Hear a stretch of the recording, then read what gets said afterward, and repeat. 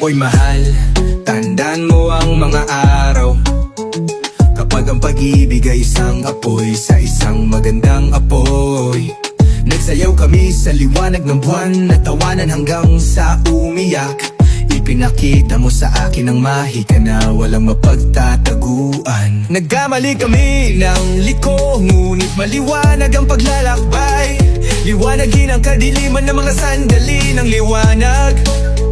Sumulat tayo ng sarili nating kwento sa saya at gulo. Palagi akong magpapasalamat na ikaw ang aking asawa.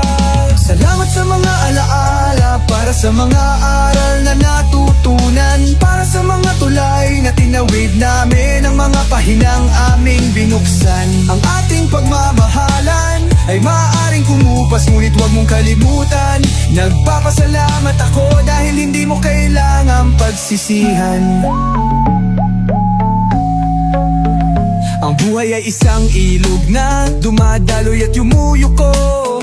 Sabay kaming kumapit para makita kung saan ito nagtatapos. Magkahiwalay man kami sa agos na aming sinasakyan, palagi kang magiging bahagi ng aking puso deep inside. Nakikita ko ang lumang litrato namin na napapangiti ako.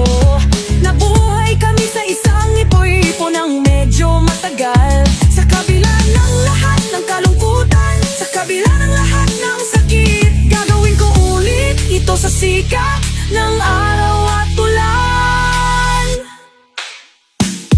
Salamat sa mga alaala, sa mga panahong pinagsaluhan natin, para sa mga highs and the lows na lagi mong inaalagaan. Kahit natapos na at magkaiba tayo ng mundo, lagi kang magkakaroon ng lugar sa puso ko.